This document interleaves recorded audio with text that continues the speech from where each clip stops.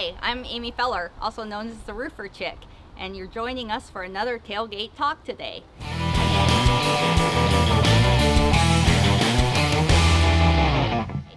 I get asked a lot, how in the world did you get into roofing? What is a girl doing in roofing? You're not what I expected. I always tell people when I was a little girl, I never dreamed of being a roofer, ever. That wasn't on my list of things to do at all. What happened was my brother and I were both going to Iowa State University.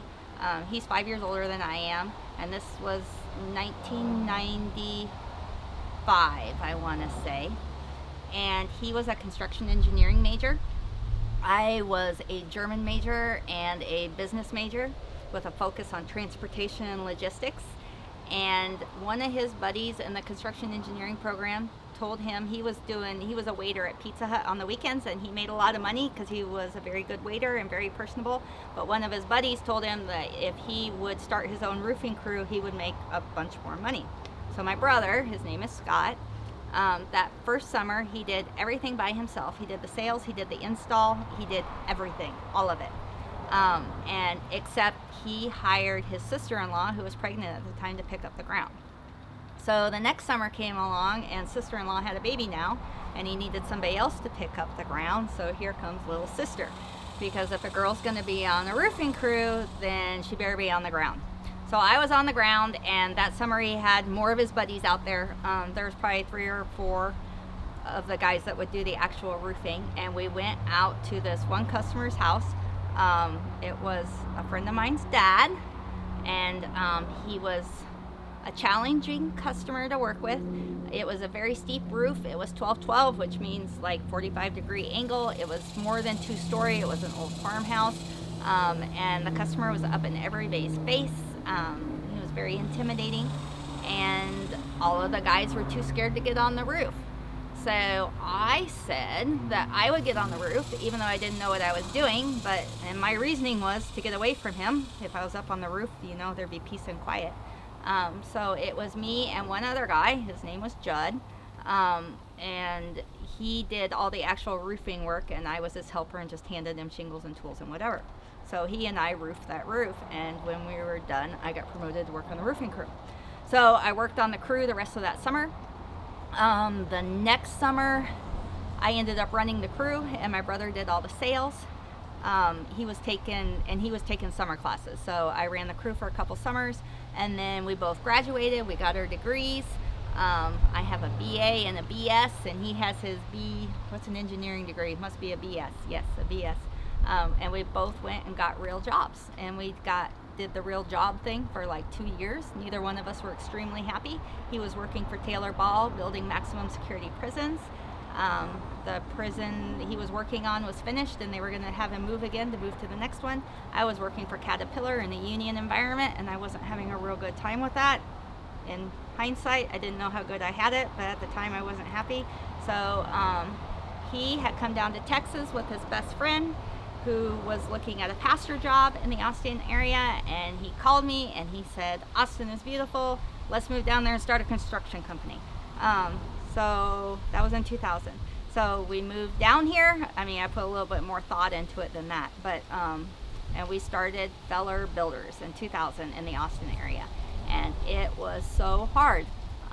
We tried to do our labor the same way we had done in Iowa, and it doesn't work. It didn't work in Texas. Not the same workforce, not the same work ethic. We ended up working till 2 o'clock in the morning trying to finish projects for the next day, and we couldn't hire labor, and we were losing money. We had our tools stolen a couple of times. It was extremely difficult. After 2 years, we decided it would be better if I didn't do it anymore. He kept doing it, and I went to work for Airborne Express, and then they got bought out by DHL Express. And then I had a child, and then I went to work at Coca-Cola for a while. Meanwhile, my brother had been doing his thing all the way through, and every once in a while he said, "Come back and work with me," and I was like, "No, we're not going to do that." So I was at Coca-Cola, went through a divorce. I was a single mom. My daughter would have been 4 at the time. I was working from 5 a.m. to 5 p.m. with a 35 to 45 minute commute on each end of that. And because my daughter was so young, she went to bed at like 7:30. The only reason I was able to leave work at 5 is because I told them the daycare closed at 6 and I had to be there to pick her up. So I was seeing my daughter about an hour a day. I didn't really like my management there. And we lost a whole bunch of drivers to the oil fields. And they told me I was going to have to get my CDL. And I'll never forget this day. I was doing a route ride with one of my drivers. We were at the maintenance shop because his truck broke down. So I wasn't going to get off by 5 o'clock that day because we were getting a 2-hour late start trying to fix whatever the heck it was.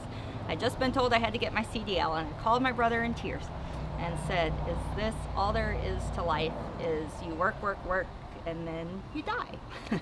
And he said, well, he and his wife discussed it and said, why don't you come back and work with me? And I said, no, I'm not going through that again. That was awful. And he said, I promise I'll pay you this time. And I said, you promise you'll pay me this time? He said, I promise I'll pay you. I was like, okay. And he did. There was only one time where I had a delayed paycheck. So that was in 2012. And we started with nothing. We started that first year we did $275,000 in sales, which might sound like a lot of money, but when your projects are 10,000, 20,000, it really isn't. And we doubled it every year. It went way better. He was right. They offered me ownership in the company after a couple of years. And then in 2016, we were big. I was living in New Braunfels and covering the New Braunfels market. They were in Round Rock, which was an hour and a half away. In 2016, we decided to split the company. And there you have it. I had my very own roofing company, and I absolutely love it. I wouldn't change anything about the choices that I've made to get me to where I am. I love what I do. And that's another Tailgate Talk. Thanks for hearing my story.